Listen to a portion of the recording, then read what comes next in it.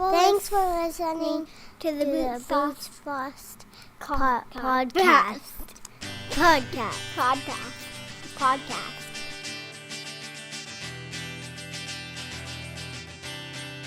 Hey, thanks for coming back to the Boots Off podcast, especially if you're a subscriber. You know, those reviews on Apple Podcasts after Chris Allen's episode last week, those really go a long way, those 5 stars and the written reviews, when we're talking about reaching a wider audience and getting this podcast to the listeners in the transitioning veteran community.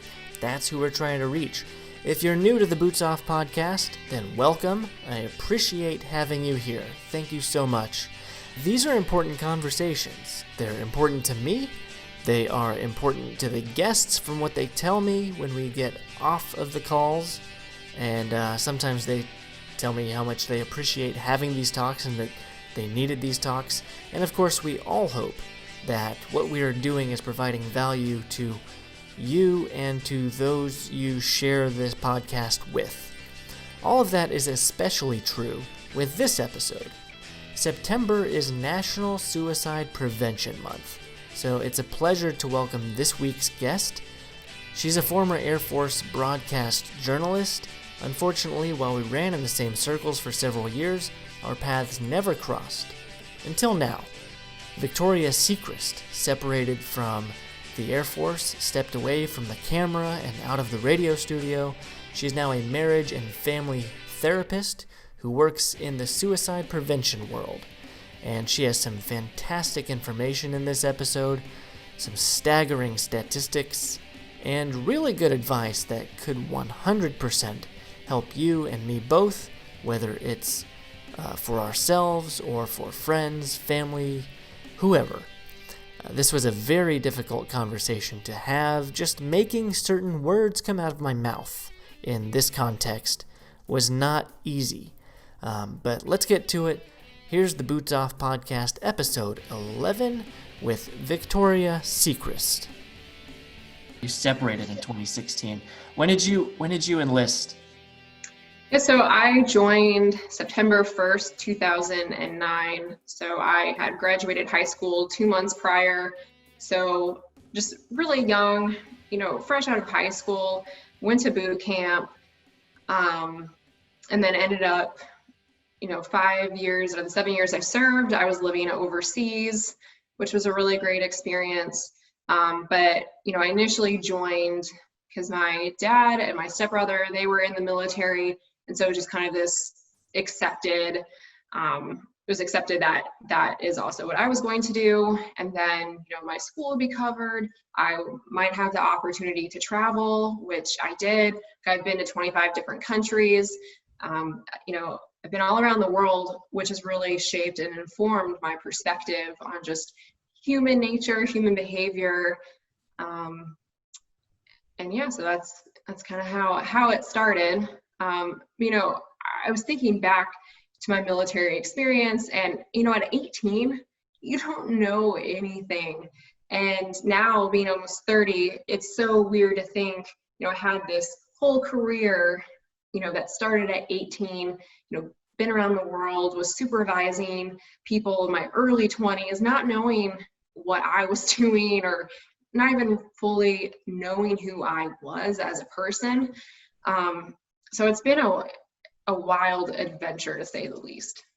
Yeah, and that's definitely interesting. You mentioned supervising when you're in your early 20s, and you get a little bit of training on that, but you're dealing, when you're dealing with an actual human being with all their own ideas and upbringing, it's not just black and white.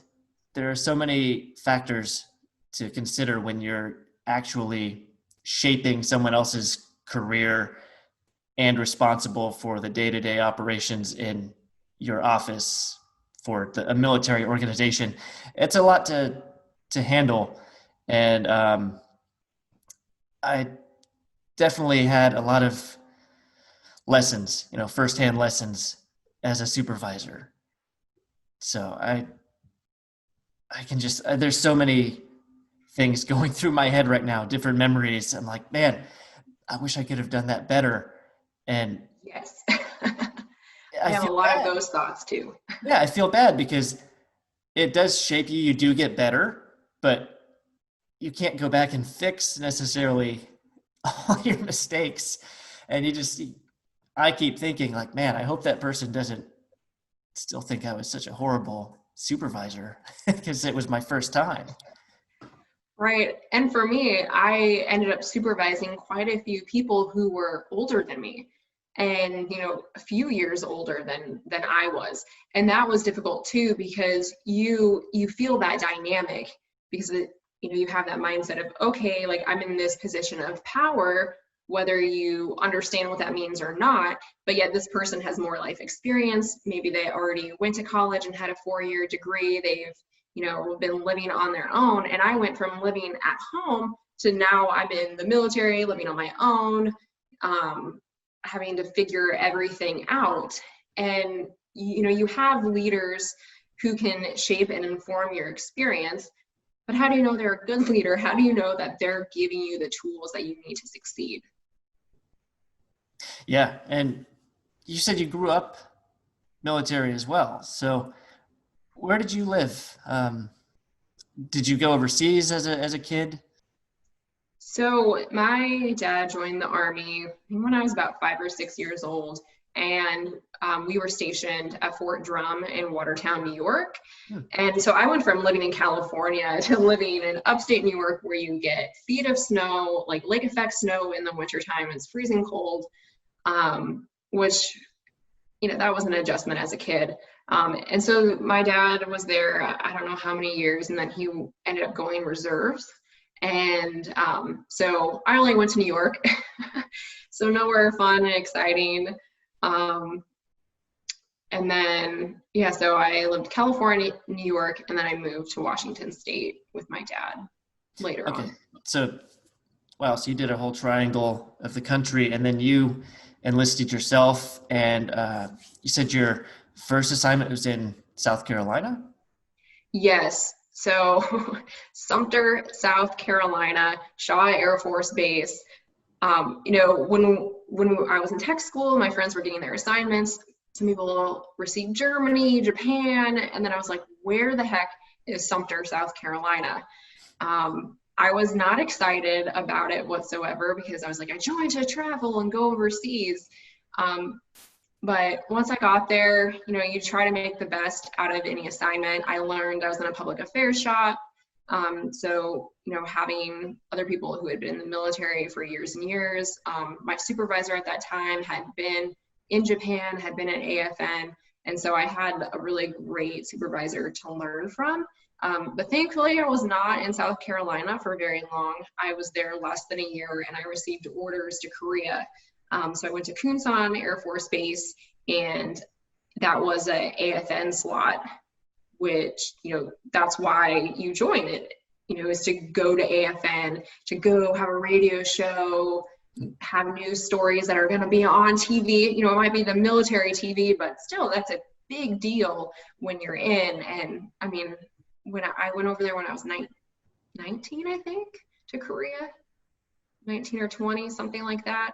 And so it was new, it was exciting, it was scary, because that naval ship had just been bombed recently in South Korea. And there's just a lot of unknowns. A lot of people are like, oh yeah, my first country that I went to was Mexico. I had been to Canada before, which isn't that different at times to just how our lifestyle is in America. Then suddenly, now I'm going to South Korea. Yeah, I was going to ask how that was, what you felt when that was the assignment you received, was South Korea, because I hear a lot of good things about South Korea. And on the other side, I hear a lot about how there are so many exercises. And yes, that's when people talk about the negatives, it's always the exercises, I think. But I enjoyed Japan. I was there for 4 years, and probably not too much different from Korea. I've never been to Korea myself. You also have kind of a unique career in your 7 years that you bounced from one AFN to another AFN and then remained overseas after that. So Was there a big difference in being in Korea and going to Kaiserslautern after that? Oh, definitely.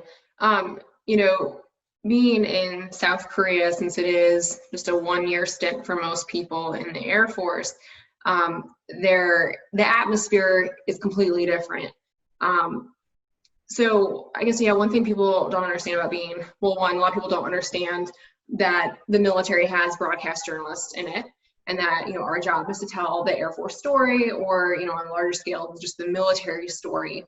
And so when you're at an AFN, you're like a mini celebrity, and, for that community, and everyone knows you. I would have random people come up to me like, hey, I hear you on the radio. I have this really great story you could do. So at AFN, a lot of times the stories come to you, whereas in public affairs, you're searching and having to stand up for yourself to be like, I'm not the media, like I'm in uniform, Yeah, I'm true. allowed to be here. But, my name is Victoria Secrist, and that name stands out a lot for various reasons, as different things pop up for everyone when they hear my name. And so my name stood out. People knew who I was, whether that's a good thing or bad thing. And when you're AFN, like, you really are part of this military community, because you're pushing out the news. Even though we play the same songs over and over again on the radio, that was still like a break for some people during their day, hearing English on the radio in Germany. And so being in Germany, it was a larger community. There's Air Force there, there's Army there. You're serving, both of those military. I worked with people in the Army, both in Korea and in Germany. So for work, it's totally different. I was in a bigger shop, a more established shop. They had been there for over 60 years, or they were just celebrating 60 years when I arrived there. But then you have the cultural aspect of being in South Korea compared to Germany. So, in Asian countries, respect plays a large part in their culture, and you're able to show that with different gestures. So one thing I kept doing when I went to Germany is, when I would hand over my credit card to someone, you go like this with your arm, like your arm is touching your other arm, because it's a sign of respect. Whereas in Germany, people are very direct, blunt. If you do ask them how they're doing, they think you actually want to know. So they're going to stand there and like have a conversation with you and tell them, details about their life. So culturally, it's very different being in those two countries. And I lived off base in Germany. So I lived on the economy, had to find a place to live. You enjoy going to restaurants, grocery stores, that everything's in German. So it's a lot to handle, especially when you're in your early 20s. Yeah, and then you come back to the States. Well, in your case, you didn't come back to the States from there. You went on to England, which probably is even, more different from South Korea and Germany. They've got their own culture in England. And so you actually spent 5 years overseas altogether. And do you think that had any role in shaping, who you are today, that 5 years overseas? Oh, 100%. It did. I would not be the same person if it hadn't been for my experiences. I was able to travel extensively, whether it was the Air Force sending me or it was just my own personal travel. I really tried to take advantage of experiencing different cultures. And, I say this often, but the one thing that I noticed traveling from country to country was, at the end of the day, we're all humans and we all have the same basic needs, and we're all, trying to survive in this world. Living in the States, growing up in the States, there are certain things that are normal for you, and you think that applies to everyone else in the world, and it really does not. I didn't realize how large Islam is all over the world. Like, I think it's the second largest religion in the world. And, I had just heard a certain narrative in the United States. And then I traveled and I'm like, oh, this is just, this is part of their life. This is their culture. And there's nothing wrong with their culture. It's just different from mine. And so to all of this, I mean, we're in a career field as public affairs where you're learning so much about other people.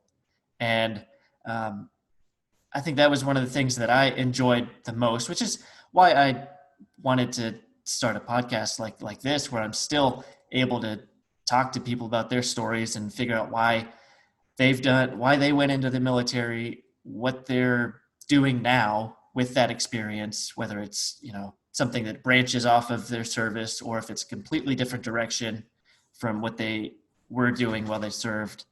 And I want to know, so did you enjoy your time as a broadcast journalist in public affairs? Is that something that you considered continuing to do? So I really enjoyed my job in the Air Force. I really did believe I had the best job that you could have in the military. And I still believe that. I was able to meet so many different people, people in different career fields in the military, understand what they do, and then, being able to share that with the rest of the world.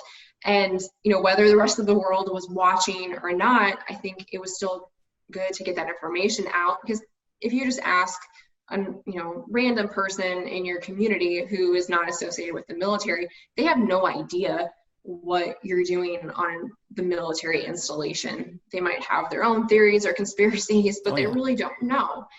But it's actually pretty simple to find out.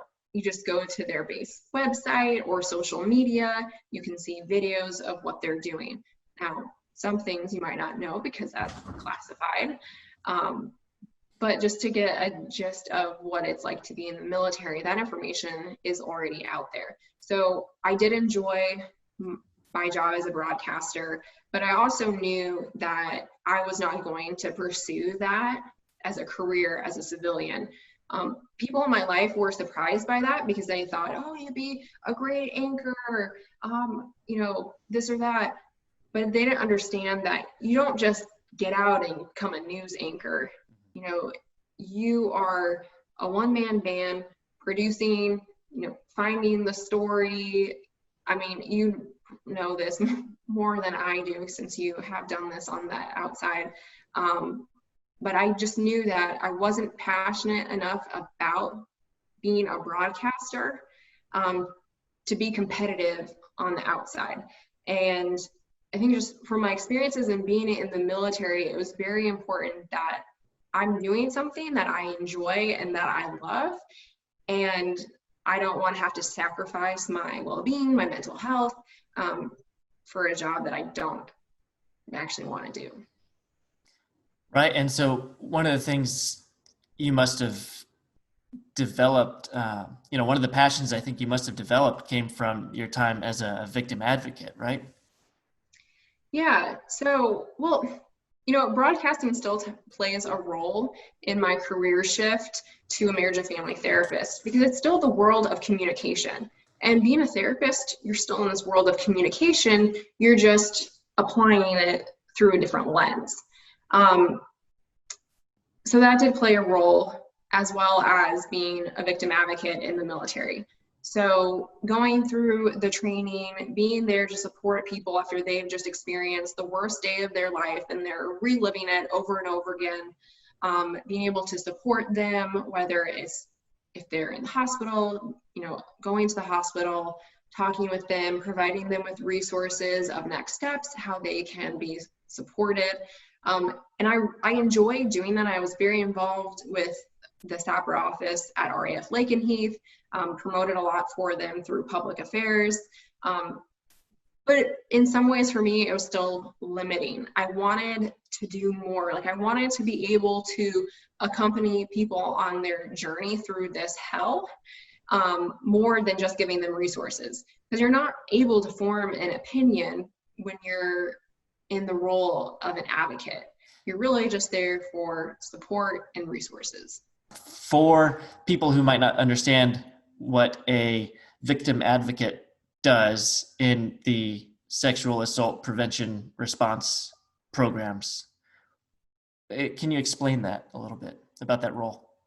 Yes, so every military installation has a SAPR office. And if someone, whether they are a military member or a spouse, has been sexually assaulted, they're able to go to this office and they can report a restricted or an unrestricted report. An unrestricted report would then start an investigation through the base, through OSI. Whereas a restricted report stays confidential, where people can go and get the support and resources they need without having an investigation starting. So a victim advocate, volunteer victim advocate, it is their role to support that individual from the start, whether it's going to mental health with them, just waiting for them while they're at their appointment, providing them with additional resources that they need, whether it's on-base resources or community resources to get help and support. And so that sounds like at times, I mean, this is a voluntary position that you've taken, but probably at times can feel like a second full-time job. Yeah, it did at times. Your unit has to sign off to allow you to go through this training because it can be a large time requirement. And not all career fields can accommodate you being gone potentially for, 1 to 6 hours. And thankfully, I was in a position where I was able to volunteer to be part of that program. And I really enjoyed it. It gave me the sense that I was continuing to do something for the greater good, something that was bigger than myself. A lot of people might say that about the military, but sometimes working in public affairs, you don't see that immediate impact of the work that you're doing. And, sometimes even, people make fun of you, say that you're not in the real military, they have nicknames for you. And so I felt like I was doing good in that position. And so that made such an impact on you that you actually wanted to stay in that line of work? Yeah, so that was part of the inspiration to, leave the military, go back to school, earn my master's degree, and pursue a career in therapy. And initially I did think, I want to, work in the line of, people who are survivors or victims of sexual abuse. And I continued that work when I separated from the military. But since then, that has actually evolved. And so how has that evolved from sexual assault prevention to what you're doing, what your focus is today? So it's very difficult to work with. It can be challenging to work in the line where you're constantly speaking with people who have been sexually assaulted, sexually abused. Sometimes they maybe have childhood experiences and then they're re-victimized as adults. And I would suspect that the burnout rate for that field is pretty high. And you have to take good care of yourself. And I had some things happen in my personal life where it just got to be a little too much to handle, a little too close to home. And so around that same time, I started working for a nonprofit, and I was helping them implement the Zero Suicide Initiative, which is nationally and internationally recognized for being best practice model to use for suicide care in a medical setting. And people who have been sexually abused are at a higher they have a higher risk of attempting suicide. So in a way, it's evolved or shifted to where maybe I'm not directly working, like focusing just on sexual abuse, but now working on something that can be an outcome of someone who has experienced that type of trauma. So I feel like in a way, the work I do has expanded to the general broad term of trauma and not just focusing on one aspect of that. And so this was something, back to your career in the transition period. So you had separated actually out of England.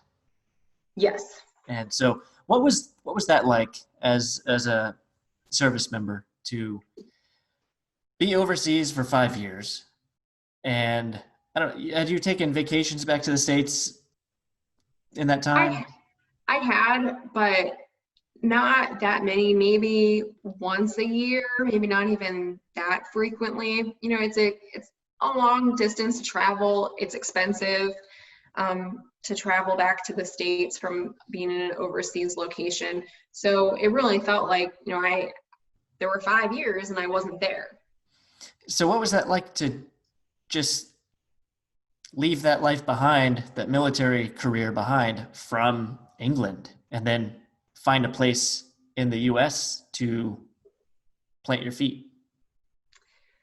So separating from the military in general is very challenging. And then, you know, add in the distance of being overseas and the extra paperwork that you have to do, and, you know, hoping your household goods, you know, arrive in the same condition they left in your car. It was extremely stressful. I pride myself that I'm an organized person, but throughout that whole process, things went wrong.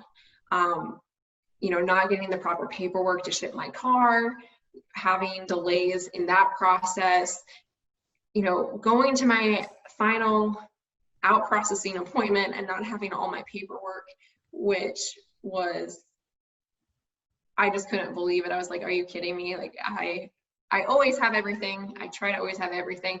You know, having issues with my landlord who did not want to give me my security deposit back because she was trying to squeeze all the money she could get out of me. So before I even left England, there were so many challenges, and I had already set myself up. So, okay, I can decide for the first time in my life where I want to live, and I'm going to go to Fort Collins, Colorado. I had visited a few years prior. I loved the sunshine. You know, after living in England, where the average days of sunlight is only 100, I needed the sunshine. Like, I just knew I couldn't go to Washington State where I have family. It was not going to be sunny enough for me. And so I was already signed up to start classes at the very beginning of 2017 at Colorado State University. And I left England at the very end of September of 2016.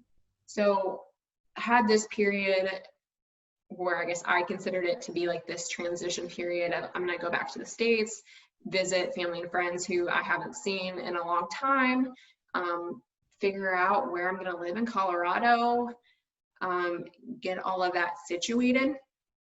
But the transitioning period is a lot longer than just a month or a few months. I feel like I struggled with this transition from being an active duty military member to a veteran, whatever that means to me, because it's so different for everyone of what that label means.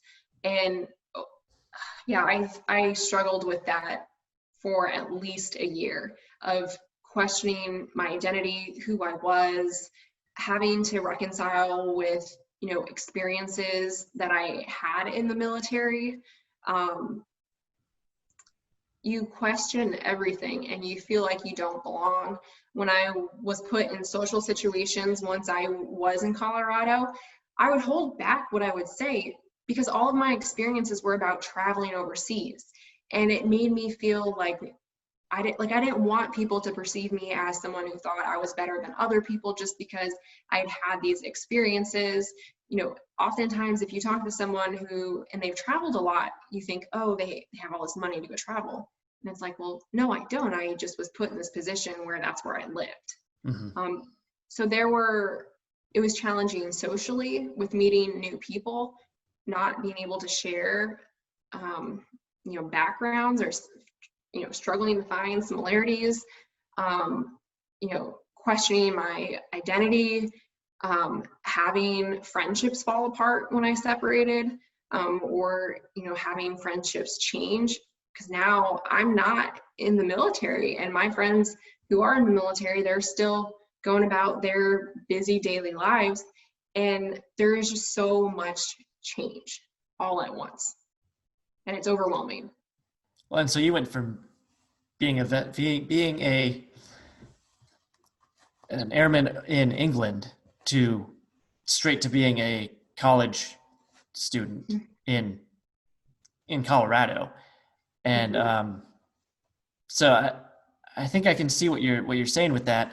That's part of why I think I stuck with the reserve myself. I still can't detach myself completely from that military life I grew up.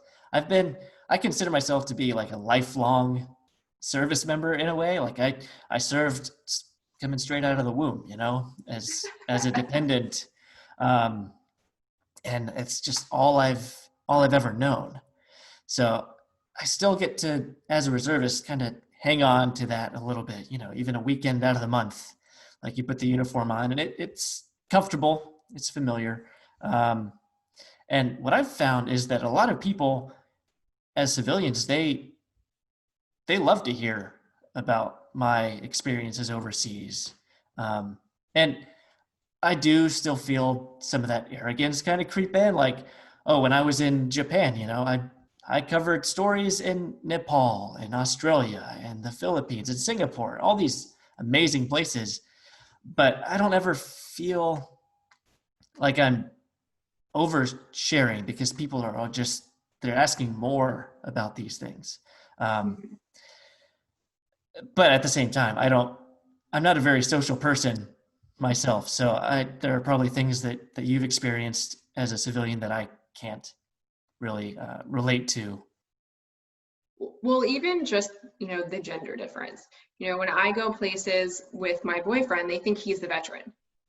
And so there's this whole dynamic that women who, whether you're active duty or a veteran, experience, especially if your significant other is a man, where they automatically assume you're a dependent or you're not the veteran.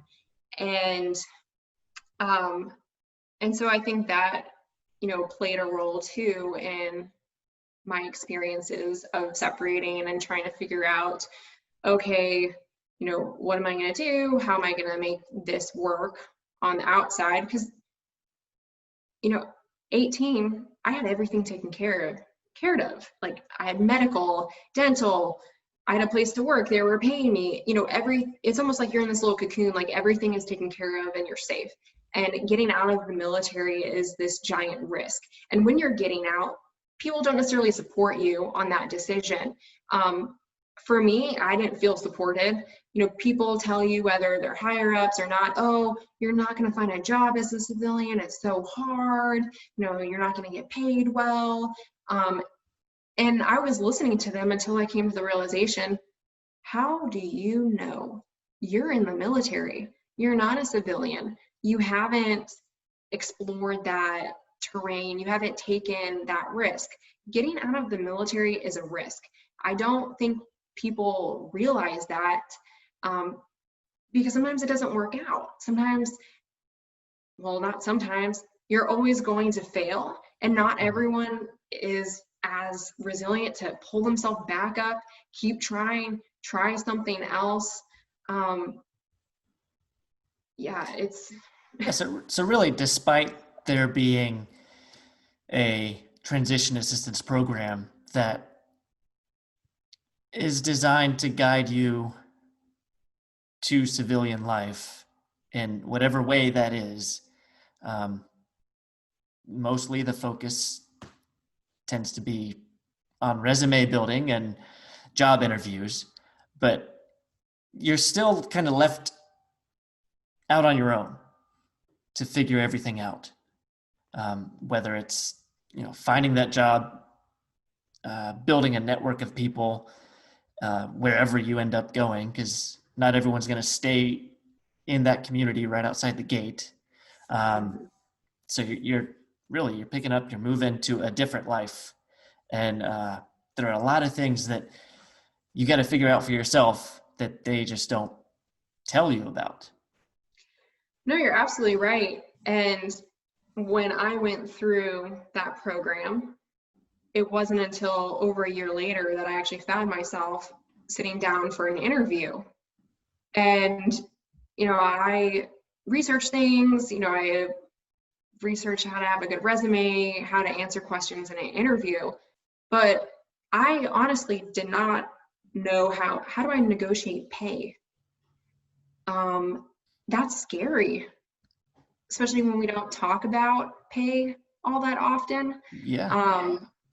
And And the other point to make is how much less you're probably going to be making compared to when you're getting that paycheck every 2 weeks from the government. right, well, especially being overseas, you get paid more than, compared to living stateside.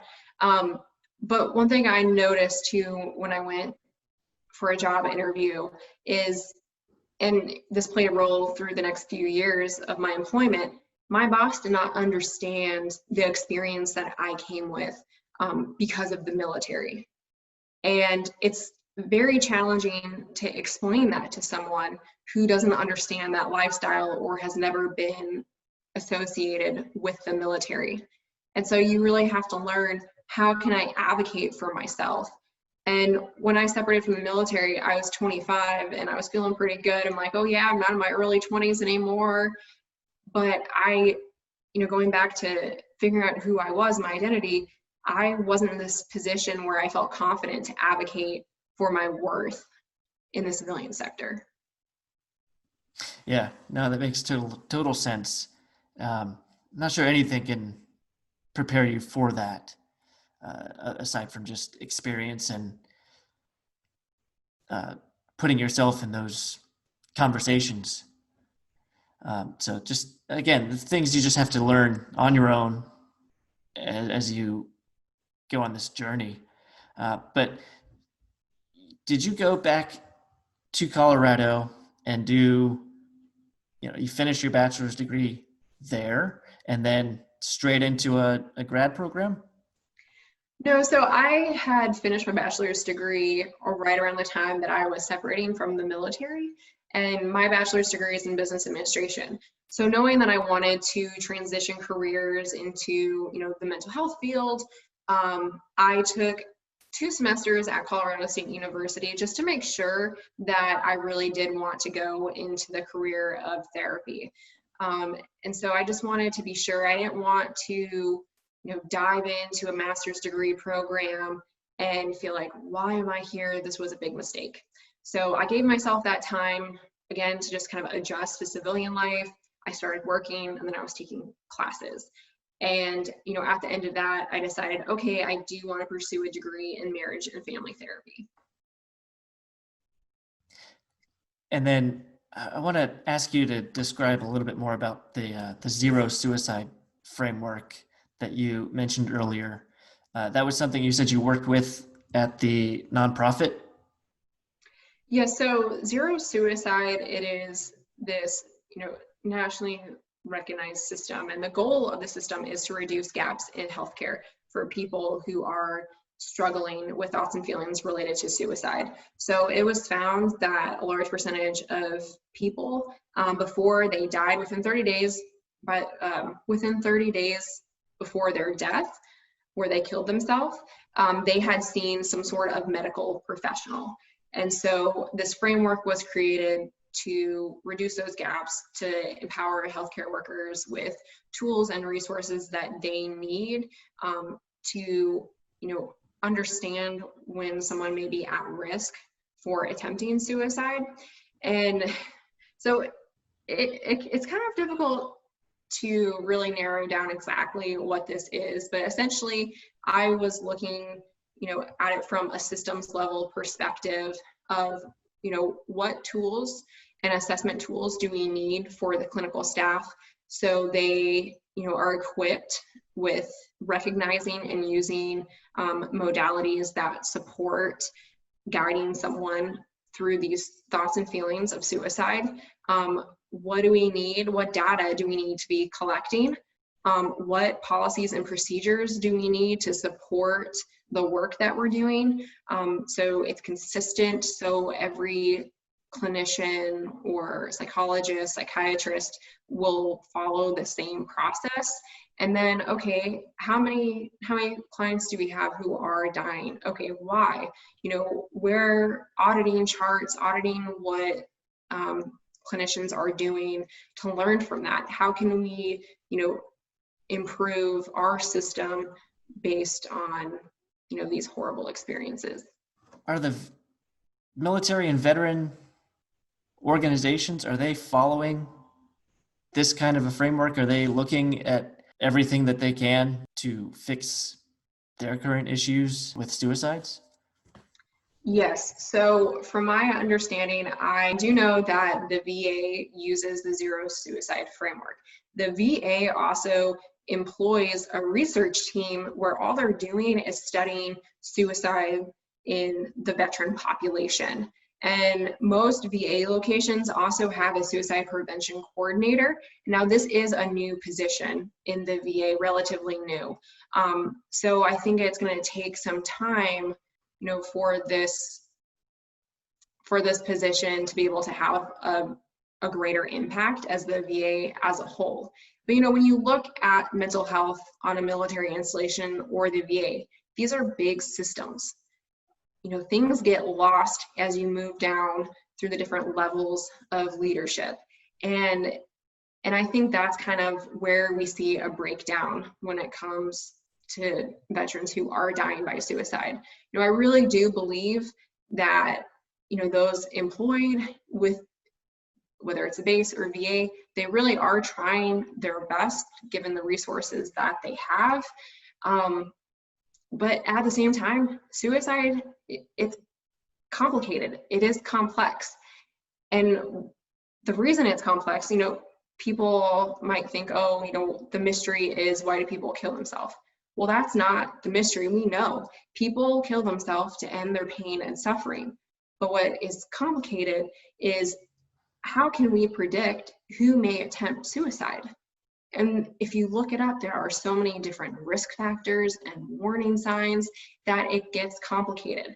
And, this is where it can be confusing of giving this knowledge to the general public, because there are so many different risk factors involved.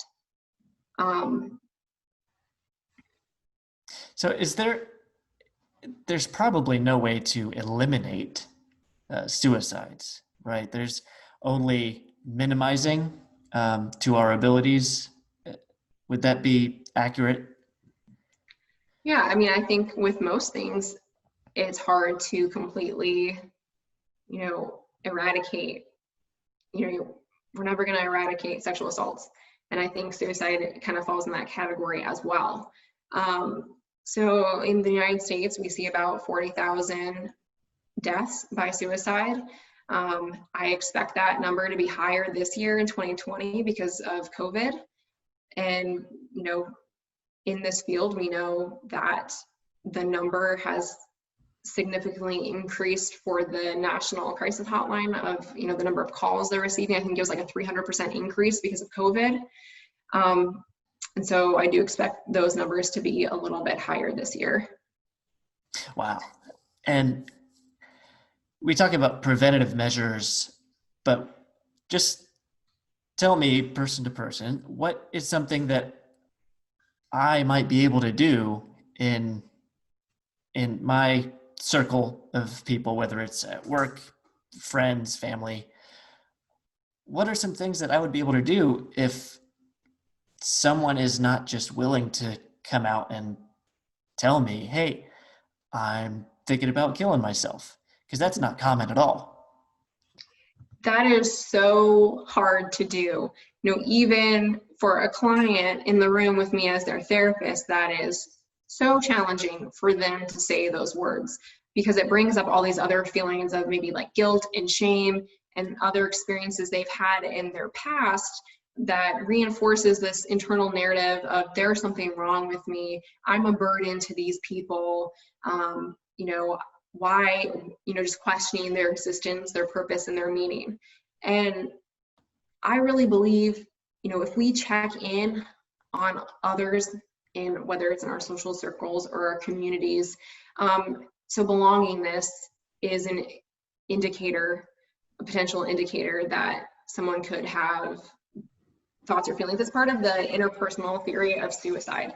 And so if someone feels like they don't belong and they feel like they're a burden, and then the third factor is capacity to harm themselves. So this theory says with these three factors, this is how all these factors need to be present in order for someone to die by suicide.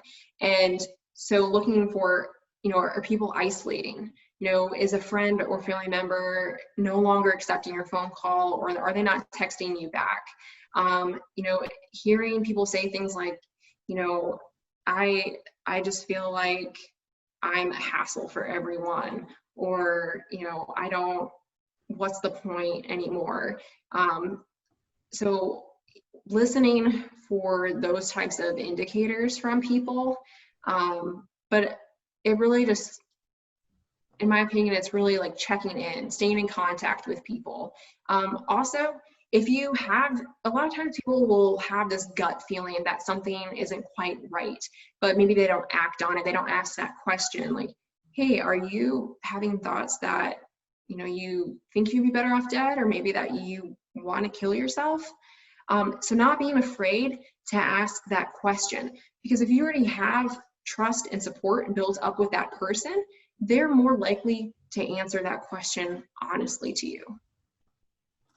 And then, talking about trust and support, so what about on the other side of someone who might be seeing a mental health professional? How honest are they being with their doctors or therapists? Because you say that so many people who kill themselves have sought treatment in the past 30 days, but where's the gap? Yeah, so you bring up a really great point. And, like I said before, it is challenging for someone to be able to stay in that space, a therapeutic space, that they want to kill themselves or they want to attempt it. And, as a therapist, there are certain things to look out for, additional risks to look out for people. Certain mental health disorders are more associated with, higher risk for attempting suicide. But, what I see is sometimes just asking the question, are you thinking about killing yourself, is not enough. Sometimes you need to ask more, assess further. And so I had a client before where I asked, do you ever have thoughts about killing yourself? And they said no. Well, then I continued to assess and ask questions, and I said, do you ever think about how you would kill yourself? And then that was enough to open up the conversation. And he's like, they went on to say like, yes, I've thought about this way, or that way. And so sometimes people, first of all, as a therapist, it can be very uncomfortable to ask that question, to go there. But if you can't go there as the professional, how can your client go there? And so as a therapist, you do need to have the ability to create a relationship with your client, to build rapport with your client so they feel comfortable enough. A lot of times people might not want to say they have thoughts or feelings about suicide because they're afraid that they're going to be hospitalized. So, another thing that I believe is so great about Zero Suicide and other modalities that are out there for therapists, frameworks like CAMS, Collaborative Assessment and Management of Suicidality, is that it empowers a therapist to talk about suicide and to work at it at the lowest level of care. So knowing that just because someone says they might think about suicide doesn't mean that that's a reason to hospitalize them. That's not enough. You need to assess further, like, have they thought about it? Have they planned it out? Have they rehearsed it? Do they know how they would kill themselves? Do they have access to means like that? And so there's a much more criteria as a professional that you need to assess for and understand before it would get to that point of hospitalizing someone. However, not all therapists are created equal, or not all therapists have in-depth knowledge about suicide, because we're not trained in suicide through grad school. You have to learn about it on your own. So it comes from a place of fear in a therapist when they hear suicide. Oh man, I don't want this to be on me. I don't want this liability. I don't want to be sued. I'm going to hospitalize you because that's all I know what to do. So then with that, who are the trained professionals in suicide prevention and therapy? Is there a field of people who are trained on this specifically? Yes. So, we have the governing organization. And so that governing organization that I'm personally a member of is the American Association of Suicidology. And that is a great way to connect with other professionals in the field who study suicide. It's suicidology is a field. It's small compared to other fields, but I probably am biased by saying this because I'm a member and I'm, in this field, but I do feel like we're gaining more traction and momentum. And so there's training available through that organization. There are more organizations. We have, the National Crisis Hotline. We have the Suicide Prevention Resource Center. There are a lot of resources out there, not just for mental health professionals or medical professionals, but also for the community, how to learn more, how to look for warning signs, or just, how to talk to someone about suicide. It just doesn't sound like it would be the greatest position for somebody to go seek help and admit, that they're considering killing themselves or they've thought about it in the past, and then just to be referred to someone who probably won't be the greatest assistance, would be hospitalized or something like that. Right. So for people who do, live in the community, I guess, who are no longer, well, I guess you could be in the military too, it doesn't matter. So a website people can go to look for a therapist is psychologytoday.com. And you can actually filter, does this person work with veterans? Do they work with suicide? So you can filter to see who has that listed on their profile, and then find someone who you think might be a good match for you.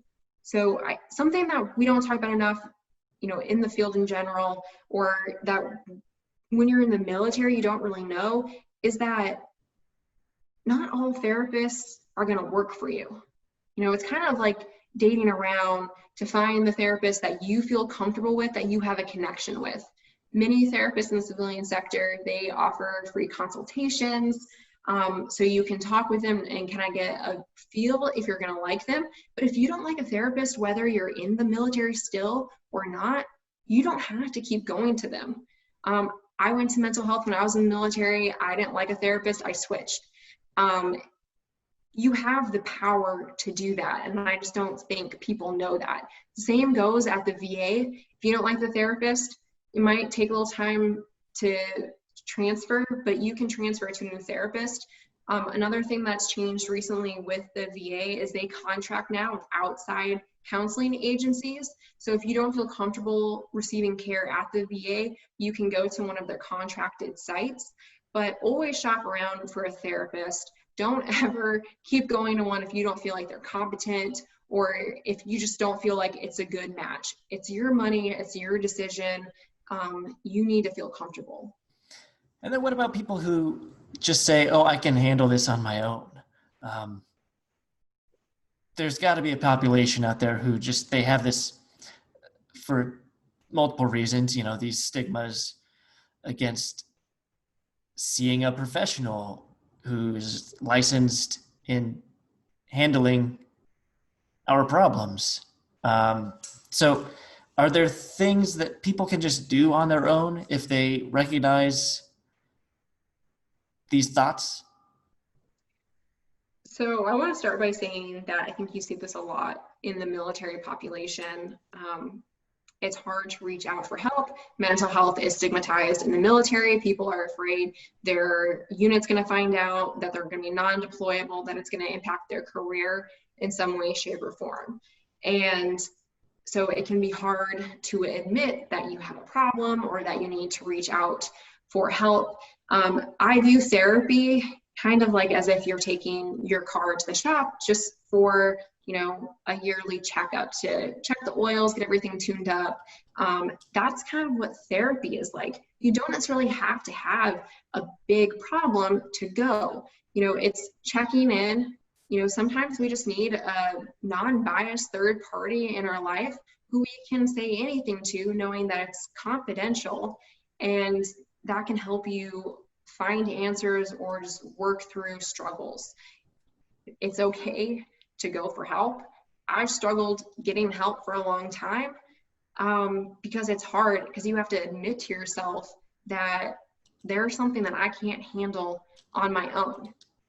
But to wrap back around to your question, if you see someone who's in your life who is isolating, withdrawing from you, maybe they're increasing their substance use, whether that's drugs or alcohol, and you just have this feeling like something's not right, support that person, reach out to them, talk with them. For people who don't want to see a therapist, there is the National Crisis Line, and that number is 1-800-273-8255, or, it's the last four digits are just the word talk. There are state crisis lines, depending on the state you're in. Sometimes your state might have a text crisis line as well. You don't have to be in crisis to reach out. If you're having these thoughts that you want to harm yourself or kill yourself, and you're just stuck in your head, because that's what happens. You're stuck in this internal dialogue that you're not worthy, that you suck, that life is never going to improve. There's a lot of hopelessness, and you need someone to pull you out of that. And sometimes just a friend being by your side, talking to you about something else, can pull you out of that moment. Yeah, I think that community would be very important. Having relationships with people outside of yourself, just to notice those signs, because it's going to be a difficult conversation to have with anybody, and that includes admitting to yourself that you have something that could harm you internally. So I think having that recognition is very, very important. Definitely. And if you are concerned about your friend, if they open up to you and you can talk to them, encourage them to seek out professional help. When you are experiencing thoughts and feelings related to suicide, a lot of times you might not be equipped with the knowledge of why this is happening. A third of Americans will experience suicidal ideations at some point in their life. So it's actually kind of normal, especially depending on your experiences and what traumatic experiences you've had, to have these thoughts and feelings. And so reach out to someone, encourage them to get help, call their crisis line. Just know that you're not alone and you don't have to be alone. And so what's next for you on this path? So you've got 2 years total before you can achieve your full license, and then what? Yes, so being within the mental health field as therapist, counselor, clinician, whatever you want to call it, it does take 2 years to be fully licensed, which means I don't need to have supervision or someone sign off on, who I see. So I am currently some job interviews next week to start practicing as marriage and family therapist, working with families and couples. And then my specialty is really working with people who are experiencing thoughts and feelings related to suicide. I also do grief work. I work with, people who have lost a loved one to suicide as well. So helping them navigate that terrain, which is very messy. But again, just kind of reinforcing that they're not alone, and that there are people around who can be there and support you. I also have a consulting business, consulting on the topic of suicide. So I am able to go in to train businesses, medical professionals, counselors, how to have better suicide care in your practice, or also just how to get comfortable with suicide, how to normalize this, how to bring awareness, equipping you with the right tools that you need to be able to address suicide when it walks through your door. And so one of the things that we've touched on before is that how we talk about it is very important. So what are some of the things that we're doing wrong right now? Yes. So typically within our society, you see it on the news all the time, you read it in news articles, people say, so-and-so committed suicide. And we're really trying to get away from this language. And language matters. What we say matters. It sticks with people. I'm sure most of us have this dialogue of things our parents said to us growing up. And so that's just an example of how, words stay with you, words matter. And so we're trying to get away from that language. Using the word commit, it really has this stigma around it of like, if you're being arrested or committed to a psychiatric facility, which used to happen back in the day. And so now we're really encouraging people to use the language, died by suicide, or just directly stating what happened, someone killed themselves. I think when we use more direct and correct language, that's going to continue normalizing and helping reduce the stigma of suicide. A lot of people still believe just talking about suicide is going to make people want to kill themselves. That is not true whatsoever. The more we can talk about it, the more people will learn what to look for or how they can, assist someone they know, getting them into professional treatment if that's what's needed, or just knowing, hey, I'm going to sit here with you. We don't have to talk, but I'm just going to be here because I care about you and I want to make sure that nothing happens to you. And we could certainly talk about these topics for a very long time if we allowed ourselves to, but in the realm of marriage and family counseling, what all does that encompass?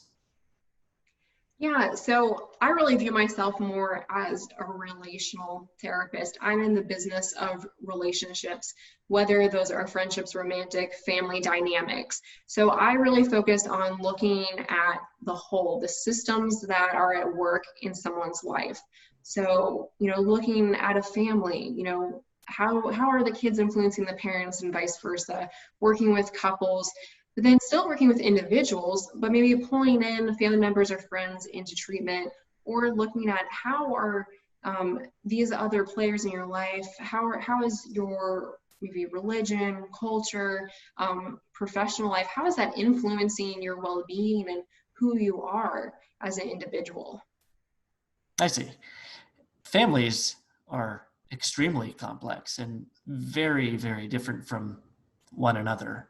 So that has to be a difficult type of therapy to moderate. What are some challenges in that?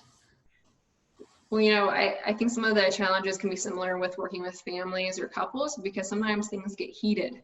So you might have people yelling at one another. There was one time where I was afraid someone was going to punch a hole in the wall. So things can get heated. There's a lot to balance in the room. But, I got into this to help people, for one, which, most people, that's kind of like the cliche answer. I want to help people. But I also, having my personal experiences of growing up and seeing, the communication issues and breakdown in my own family, I wanted to be able to support and empower families to find a way through the chaos and the things the world throws at us, and knowing that you can still get through those experiences as a family unit.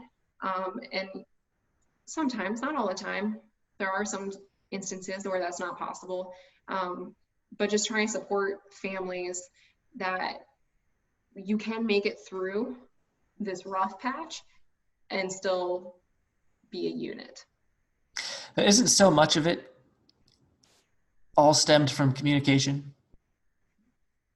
Pretty much, that's why I still feel like I'm in this field of communication, just in a different capacity.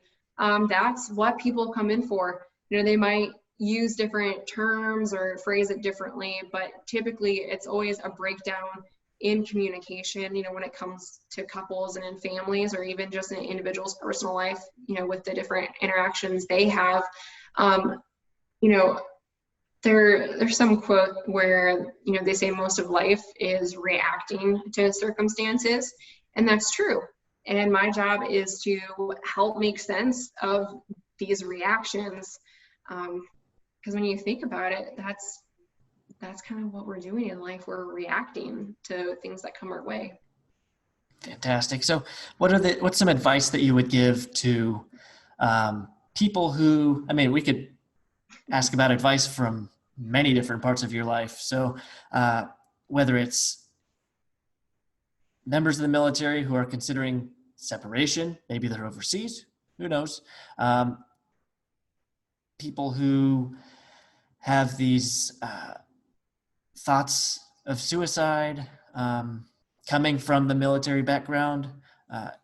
These all kind of connect together. So do you have any advice for the audience out there of military members in transition periods? Yeah, I would say for people who are transitioning out of the military or thinking about separating, just know that it is possible. You're going to hear all sorts of different opinions, but it's totally different once you're on the other side. Reach out for support. There are so many veteran resources in your community. If you just look for them, search for them, usually on your town's government webpage, they have a veteran section. Reach out to those agencies who want to support you, because there will be times where you need it. And just know that, some risks are worth taking. It will feel like a risk separating, but just keep at it, work hard. It is possible to come out on the other side and be happy about your decision and create a life that, is worth living for you. And for people who are struggling with thoughts and feelings of suicide, when you're experiencing that, you want to isolate, you don't want to be around people, you feel like no one understands you and they're never going to understand you. But just know that if people do reach out, just try to reach back out, try to trust someone with this information. People end their life because they get to this point, there is no other way, and they want that pain and suffering to end. And it is hard to go out for help and then to start working on, where these thoughts are stemming from. That is so challenging, but just know that if you try it, it will be worth it. I think that's very well said. And do you have any way that people can contact you or seek help in other ways? Yeah, so the best way to contact me is through email, Victoria Secrist consulting@gmail.com. That name, people typically don't forget it. It stands out a little bit. And also, if you are struggling, and you want to look for a therapist, whether if you receive medical care through the VA, you can go there. You can look at the sites they contract with on their website, or, the National Crisis Hotline, like I said before, is 1-800-273-TALK. Talk. All right. And famous last question, is there anything else that we didn't touch on that you would like to say? That is a really great question. It's always the best. Right. So one thing that kind of stands out to me, we were talking about serving, and you mentioned, going into the reserves, still having that link to the military. And, for me, I view it as I'm still serving, but I'm serving in a different capacity. I still want to work with veterans. I want to work with military families, because I understand, that lifestyle. I understand the struggles. I've seen how hard it's been for friends of mine who, their spouses were in the military and they deployed, they were gone for long periods of time. I have the experience, of having my brother who deployed for a year back in like 2002. So although I don't wear the uniform anymore, I feel like I have educated myself so that I can still help those that I care about, just in a different way. Yeah, and I feel like if, we're such a demographic that only other military members, know what we've gone through. That's something that I think a lot of us have running through our heads, is that no one's going to understand us like another veteran. So I feel like catering to military families, veterans, would really work to your advantage as someone that they can confide in and understand. You have that mutual understanding. So yeah, I think that's a great point to make. And you've certainly taken that path. Your career I can kind of see the way that it's flowed into where you're still headed. So congrats on making it work. Happy to see all the success, and I look forward to seeing more. So not an easy talk, but an important one on a subject that probably hits us all in different ways. I'm so glad Victoria reached out to me over the website, lahr.media/contact. If you'd like to speak to her on a subject of relationship therapy and or suicide prevention, send her an email at Victoria Secrist Consulting at gmail.com. That's Secrist, Secrist. You can read the title of the episodes. We'll also drop the number again. That number was National Suicide Prevention Hotline, 1-800-273-8255. That's 1-800-273-TALK. I appreciate you tuning in, downloading, subscribing, rating, and sharing the Boots Off podcast. Music for the podcast is produced by my old pal Chase Landon, an Army veteran. When I say this podcast is for veterans by veterans, that's what we mean. Check out more of what's going on at lahr.media. That's where you'll find the Signal Mirror blog post for this week's episode coming on Wednesday. Check us out on all the socials as well. Next week, we welcome a Marine who left active duty for the the Air Force Reserve. We'll talk to you then.